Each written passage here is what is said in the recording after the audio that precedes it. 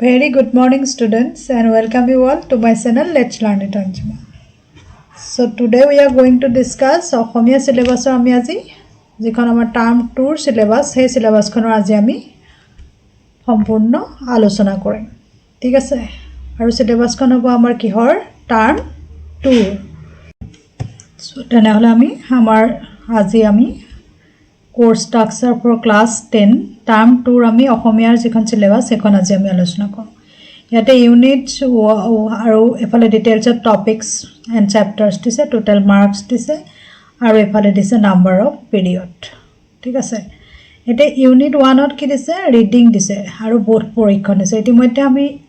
Term 1 ৰ যিখন syllabus সেইখন আমি আলোচনা কৰিলো। এবাৰ কিন্তু তোমালোকৰ সিলেবাসখন আৰু তোমালোকৰ যেটো পৰীক্ষা হ'ব সেই পৰীক্ষাটোত কিন্তু তোমালোকে লিখিব লাগিব। টোটাল মাৰ্কস 40 থাকিব আৰু তোমালোকে লিখিব লাগিব। গতিকে লিখিব পৰাকৈ তোমালোকে পঢ়িবা। ঠিক আছে। এতিয়া এই বোধ পৰীক্ষণৰ মানে কম্প্ৰিহেনশনৰ ক্ষেত্ৰত কিমান আহিব 8 নম্বৰ আহিব। আৰু ইয়াইটো কিমান পিৰিয়ডত শেষ কৰিবলৈ দিছে 12টা পিৰিয়ডত শেষ কৰিবলৈ দিছে। ঠিক আছে। নেক্সট দিছে যে ইউনিট 2 দিছে লিখন কলা মানে ৰাইটিং স্কিল। ইয়াত কিন্তু তোমালোকে লিখিব লাগিব 10 নম্বৰ থাকিব টোটাল আৰু আমাৰ পিৰিয়ড দিছে 28টা। ৰাইটিং স্কিলত আমাৰ গল্প লিখন কি আছে আমি ইতিমধ্যে পিছত চাম। নেক্সট দিছে ইউনিট 3 দিছে ব্যাকৰণৰ পৰা আহিব তোমালোকৰ 12 নম্বৰ আৰু পিৰিয়ড দিছে 25টা পিৰিয়ডত এটো শেষ কৰিব লাগিব। ইউনিট 4 ত দিছে টেক্সট বুকৰ পৰা আহিব প্ৰোজ গদ্য কেইটা আহিব 5 নম্বৰৰ গদ্য আহিব আৰু 12টা পিৰিয়ডত গদ্যটো শেষ কৰিবলৈ দিছে। নেক্সট দিছে ইউনিট 5 ত টেক্সট বুকৰ পৰা আহিব আমাৰ কি আহিব পোয়েট্ৰি মানে পদ্য আৰু 5 নম্বৰ আহিব ইয়াৰ পৰা আৰু পিৰিয়ড কেইটা দিছে 13 পিৰিয়ডত আমাক এটো শেষ কৰিবলৈ দিছে। এটা ইন্টাৰনেল অ্যাসেসমেন্ট ইয়াতে আহিব সাবজেক্ট এনৰিচমেন্ট এক্টিভিটি তোমালোকৰ স্কুলৰ পৰা এনৰিচ মানে কিছুমান এক্টিভিটি দিব যিখিনি তোমালোকে কৰি স্কুলত জমা দিব লাগিব। তাৰ বিনিময়ত থাকিব কিমান নম্বৰ থাকিব 5 5 10 থাকিব। সো টোটাল আমাৰ কিমান হৈ গ'ল এটো 90 পিৰিয়ডছত মানে এটো শেষ কৰিব দিছে। টোটাল মানে 90 হ'বগে। ঠিক আছে। এটা পিৰিয়ডিক টেষ্টৰ পৰা মানে 5 আহিব আৰু পিৰিয়ডিক টেষ্টৰ পৰা 5 আহিব আৰু সাবজেক্ট এনৰিচৰ পৰা আহিব 5। টোটাল কিমান হ'বগে আমাৰ 90 হ'বগে। হেৰিটো মানে পিৰিয়ড এটো 90 পিৰিয়ডত দিছে মানে কি এটো গুটেই মানে বছৰটোৰ ভিতৰত গুটেই যিখিনি এটা মাহ আছে গুটেইখিনি ধৰি পেলাই এটো 90 পিৰিয়ডটো ধৰিছে। তাৰ উপৰি আমাৰ টোটাল মাৰ্কস কিমান হ'ব 50 হ'ব। গতিকে আমি দেখিলো যে আমাৰ সিলেবাসখন কেনে ধৰণে কৰিছে। আমাৰ বোধ পৰীক্ষণত আহিব 8, তাৰ পিছত 10 নম্বৰ আহিব আমাৰ লিখন কলাত, তাৰ পিছত ব্যাকৰণত আহিব 12, তাৰ পিছত প্ৰোজ আহিব গদ্য আহিব 5, আকৌ পোয়েট্ৰি আহিব 5, সাবজেক্ট এনৰিচমেন্টৰ পৰা 5 আহিব, পিৰিয়ডিক টেষ্ট যিবিলাক পাতে তাৰ পৰা 5 আহিব। টোটাল 50 মানে তোমালোকৰ যিটো পৰীক্ষা হ'ব হেতু 40 মাৰ্কস হ'ব। বাকিখিনি স্কুলৰ হাতত কিমান থাকিব 10 নম্বৰ থাকিব। ঠিক আছে। এইটো পৰীক্ষা কিন্তু OMR নহয়, এইটো পৰীক্ষা তোমালোকে লিখিব লাগিব। গতিকে লিখাৰ প্ৰেক্টিসটো আৰম্ভ কৰি দিবা যেহেতু তোমালোকৰ টাৰ্ম 1 ৰ পৰীক্ষা যেহেতু হৈ যাব এতিয়া। গতিকে তোমালোকে লিখাৰ প্ৰেক্টিসটো আৰম্ভ কৰি দিবা কাৰণ অসমীয়াত বহুত ভুল হয় লিখোতে কাৰণ তোমালোকে ইংলিশ মিডিয়ামত সৰুৰ পৰাই পঢ়িছা। গতিকে অসমীয়া মিডিয়ামত লিখা মানে অসমীয়াৰ যেটো বিষয় হেতুত প্ৰায় ভুল হয়। গতিকে এতিয়াৰ পৰা লিখিলে পৰীক্ষা মাৰ্চত যেহেতু হ'ব গতিকে তেতিয়ালে তোমালোকৰ ভাল প্ৰেক্টিস এটা হৈ যাব। নেক্সট এটা দিছে ইন্টাৰনেল অপশনস কি দিছে যে সেকশন 8 কি দিছে the reading there will be no options all direct questions. so reading or section যেটো আছে সেই সেকশনটো তোমালোকে এটা পেছেজ পাবা আৰু সেই পেছেজটো পঢ়িব লাগিব। পঢ়ি পেলাই তাৰ লগত থকা কোৱেশ্চনখিনি তোমালোকে কৰিব লাগিব। so it is compulsory there will be no options সকলোখিনি ডাইৰেক্ট কোৱেশ্চন হ'ব আৰু সেইখিনি পঢ়ি পেলাই তোমালোকে আনসাৰখিনি লিখিব লাগিব। ইয়াত OMR নহয় মনত ৰাখিবা সেই কথাটো লিখিব লাগিব। ঠিক আছে। গতিকে বুজি পাব লাগিব মানে যেটো পেছেজ দিব হেতু বুজি পাব লাগিব। বুজি পোৱাৰ পাছতহে তোমালোকে প্ৰশ্নখিনি কৰিব পাৰিবা। ঠিক আছে। নেক্সট দিছে ৰাইটিং পাৰ্ট। ৰাইটিং পাৰ্টত কি দিছে writing part will have internal options in respect to essay, report writing, ফকৰা যোজনা and sentence framing. so ইয়াত চাৰিটা আমাক ভাগ দি দিছে। essay মানে ৰচনা আহিব, report writing আহিব আৰু ফকৰা যোজনা আহিব আৰু সেন্টেন্স ফ্ৰেমিং আহিব এইকেইটা চাৰিটা অপচন থাকিব মানে ইয়াৰ ভিতৰত হয়তো দুটা বা যিকোনো এটা এনে ধৰণে কৰিব লাগিব ঠিক আছে নেক্সট টু হৈছে সেকশন সি সেকশন সি আহিব আমাৰ grammar being a vast course internal options should be given to all the students so grammar section of তোমালোকে option পাবা মানে there will be options so grammar যিখিনি আমাক ৰিকমেন্ড কৰিব হেখিনি আমি ভালকে পঢ়ি থলে আমি তাৰ মাজৰ পৰা যেটোত আমি কনফিডেন্ট হেতু আমি কৰিম ঠিক আছে সেকশন ডি টু আহিছে সেকশন ডি টুত কি কৰিছে in the textbook part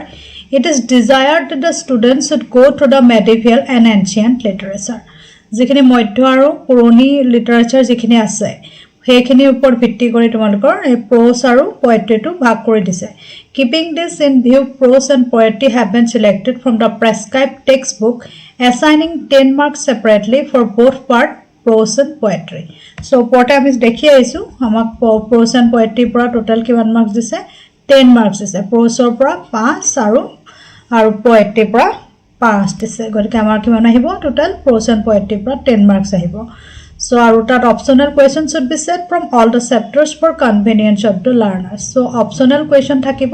lesson যেটা প্ৰেসক্ৰাইব কৰিব হেকেটা তোমালকে ভালকে পঢ়ি থবা সকলোখিনি মানে খৰচি মাৰি পঢ়িবা তেতিয়া লিখিবলৈ সুবিধা হ'ব যেটোতে বেছি কনফিডেন্ট সেই প্ৰশ্নটোহে তোমালকে লিখিবা ঠিক আছে নেক্সট এটা আমি চাও যে সিলেবাসখনত আমাৰ কি কিনো প্ৰেসক্ৰাইব কৰিছে সেইখিনি আমি চাই লওঁ ঠিক আছে ইয়াত সেকশন 8 ৰিডিং আমি ইতিমধ্যে আমাৰ টাৰ্ম 1 ৰ যিখন সিলেবাস আমি পঢ়িছো সেইখনত আমাৰ সব এমসিকিউ আহিছিলে কিন্তু এবাৰ এমসিকিউ নাহে এবাৰ আহিব কেনে ধৰণৰ কোৱেশ্চন সেইখিনি ইয়াত লিখি মেনশন কৰা আছে ঠিক আছে এটা বোথ পৰীক্ষণ কম্প্ৰিহেনশন হয় কম্প্ৰিহেনশনত আমাৰ কি আছে ওয়েটেজ দিছে কিমান 8 ইতিমধ্যে আমি গম পালো 8 নম্বৰ দিছে সো এতিয়া ইয়াতে কি লিখিছে নো আমি হেয়া চাই লওঁ আমি কি লিখিছে মানে কি লিখিছে one unseen passage of minimum 250 words there will be 4 general questions mark 1 mark each চাৰিটা কি থাকিব তেতিয়ালে 1 নম্বৰ কোৱেশ্চন থাকিব ঠিক আছে 2 এমসিকিউ থাকিব দুটা এমসিকিউ থাকিব 1 short answer type question থাকিব bearing 2 marks each গতিকে এটা আমাক দেখুৱাইছে very short answer type question কিমান থাকিব very short answer type question থাকিব চাৰিটা short answer type কিমান থাকিব এটা আৰু এমসিকিউ কিমান থাকিব দুটা ঠিক আছে গতিকে এইখিনি আমাৰ কোৱেশ্চনৰ মানে মাৰ্কিং সিস্টেমটো দেখুৱাই দিছে কোড কিমান নম্বৰ আহিব ইয়াত 1 নম্বৰৰ চাৰিটা কোৱেশ্চন থাকিব ইয়াত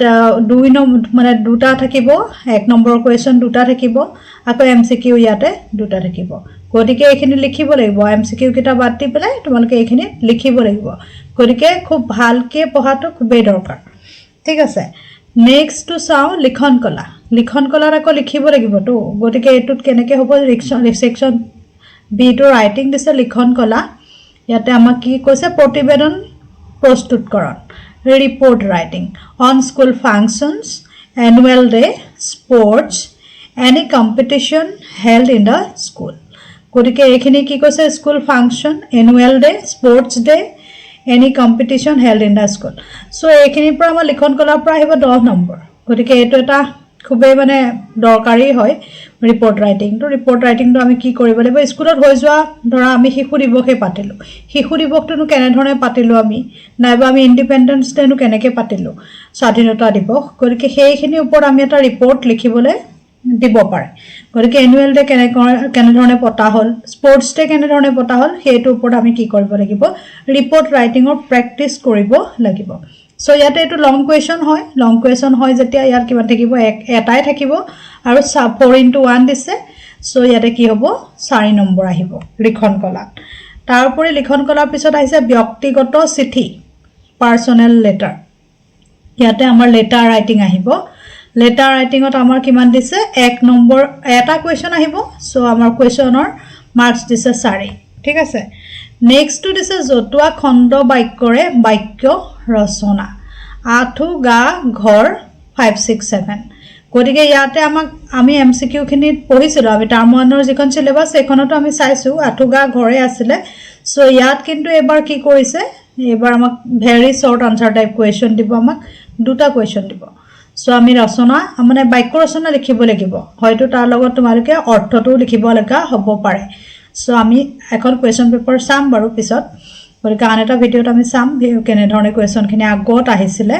সো এইটো কি হ'ব জতুৱা খণ্ড বাক্য যেটো আঠু গা আৰু ঘৰ এই তিনিটাৰে যিখিনি আমাৰ খণ্ড বাক্য হয় সেইখিনি পঢ়িব লাগিব আৰু সেইখিনি মানে কেনেধৰণে আমি বাক্যত প্ৰয়োগ কৰিব পাৰো সেই কথাটো আমি জানিব লাগিব গতিকে এইকেইটা হ'ল ইয়াৰ দুটা কুৱেশ্যন আহিব দুটাৰ পৰা আমি কৰিব লাগিব অপচনেল হ'ব এইখিনিত অপচন আহিব গতিকে আমি গোটেইখিনি পঢ়ি থলে আমাৰ বাবে সুবিধা হ'ব নেক্সট হৈছে যে ব্যাকৰণৰ পাৰ্টত কি আহিব ব্যাকৰণ মানে অসমীয়া ব্যাকৰণৰ গ্ৰামাৰ আহিব ইয়াতে আহিব কিমান মাৰ্কস 12 নম্বৰ আহিব ঠিক আছে 12 নম্বৰত এতিয়া আমাৰ 25টা ক্লাছৰ ভিতৰত আদায় কৰিবলৈ দিছে আমি ইতিমধ্যে এখিনি শিকিছোৱে বাৰু যে কেনে ধৰণে আমি গ্ৰামাৰৰ মানে কোৱেশ্চন কৰিছো আমাৰ এমসিকিউ কৰোতে ইয়াতে এমসিকিউৱে আহিব গোটেইখিনি গতিকে এটো আমাৰ উজু হৈ যাব সমাৰ্থক শব্দখিনি আমি পঢ়িব লাগিব মুখস্থ কৰিব লাগিব কোনবিলাকনো সমাৰ্থক শব্দ হয় তদ্ধিত প্ৰত্যয় জানিব লাগিব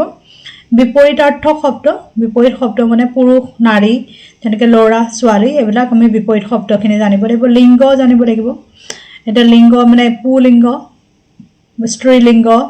ক্লিবলিংগ এইখিনি আমি এক্সক্লুডিং সংস্কৃত স্ত্ৰী প্ৰত্যয় আমাক স্ত্ৰী প্ৰত্যয়টো ইয়াত জানিবলৈ কোৱা নাই গতিকে ইয়াৰ পৰা আমাৰ কি আহিব সমাৰ্থক শব্দৰ পৰা আমাৰ এমসিকিউ 3টা আহিব গতিকে 3 নম্বৰ থাকিব আকৌ তদ্ধিত প্ৰত্যয়ৰ পৰা আমাৰ আহিব এমসিকিউ 3টা ঠিক আছে 3 নম্বৰ আহিব বিপৰীত শব্দৰ পৰা আহিব আমাৰ এমসিকিউ 3টা 3 নম্বৰ আহিব 1:3 নম্বৰ আকৌ লিংগৰ পৰা আহিব আমাৰ কি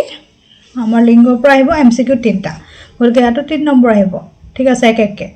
সো এইখিনি হ'ল আমাৰ ব্যাকৰণ এটা টেক্সট বুকৰ পাৰ্টত কি আহিব গতিকে আমি ব্যাকৰণখিনি যিখিনি আছে সেইখিনি ইমান টান নহয় সমাৰ্থক শব্দ তদ্ধিত প্ৰত্যয় বিপৰীতাৰ্থক শব্দ লিংগ এইখিনি ইমান টান নহয় অকমান চালে আমি কৰিব পাৰিম সো এইখিনি আমি এতিয়াৰ পৰাই যদি প্ৰেক্টিস কৰি থাকো আমাৰ উজু হৈ যাব ঠিক আছে নেক্সট হৈছে যে আমাৰ কি আছে সেকশন ডি ত আহিব আমাৰ কি টেক্সট বুক আহিব টেক্সট বুকটোত কি আহিব টেক্সট বুকৰ পৰা আহিব আমাৰ প্ৰজ গদ্য या 5 নম্বৰ আহিব গদ্যৰ পৰা ঠিক আছে গদ্যৰ পৰা 5 নম্বৰ আহিব আৰু 12টা ক্লাছত এটো শেষ কৰিব দিছে সো ইয়াতে আমাৰ এটা দিছে অৰণ্য যাত্ৰা অনুৰাধা শৰ্মা পূজাৰী মাত্ৰ এটাই দিছে অৰণ্য যাত্ৰাটো দিছে অৰণ্য যাত্ৰাটোৰ পৰা আহিব আমাৰ কিমান লং এনসাৰ টাইপ কোৱেশ্চন আহিব লং আনসাৰ গতিকে লং আনসাৰ এটা আহিব মানে 3 নম্বৰ এটা কোৱেশ্চন আহিব যেটো লং কে আমি লিখিব লাগিব তাৰ পিছত আছে very short answer type question দুটা আহিব ঠিক আছে দুটা আহিব এক কে থাকিব এটো গতিকে এটো 2 নম্বৰৰ কোৱেশ্চন আকৌ এটা পোয়েট্ৰি দিছে আমাক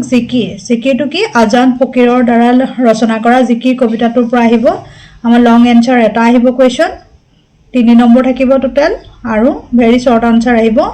দুটা ইয়াতো কিমান থাকিব এক কে দুই থাকিব আৰু এই পোয়েট্ৰিৰ পৰা আমাৰ 5 নম্বৰ আহিব সো এইখিনিয়ে হ'ল এইখন মানে টাৰ্ম টু অসমীয়া সিলেবাসখন সো ইয়াত লং আনসাৰ কি এলএ মানে লং আনসাৰ বুলি কৈছে শৰ্ট আনসাৰ এসএ বুলি কৈছে ভেৰি শৰ্ট আনসাৰ মানে ভিএসএ বুলি কৈছে প্ৰেসক্ৰাইব টেক্সট বুক যিকেখন আমি ইতিমধ্যে পঢ়ি আছো হেকেখনে আহিব অসমীয়া সাহিত্য চয়নিকা আৰু ৰচনা বিচিত্ৰা একেখন কিতাপ একৰ্ডিং টু যদি আমি পঢ়ো তেতিয়া হলে আমাৰ সুবিধা হ'ব সো আজি ভিডিওটো ইমানেই ধন্যবাদ যদি ভিডিওটো ভাল লাগিছে প্লিজ সাবস্ক্ৰাইব লাইক আৰু শেয়াৰ কৰক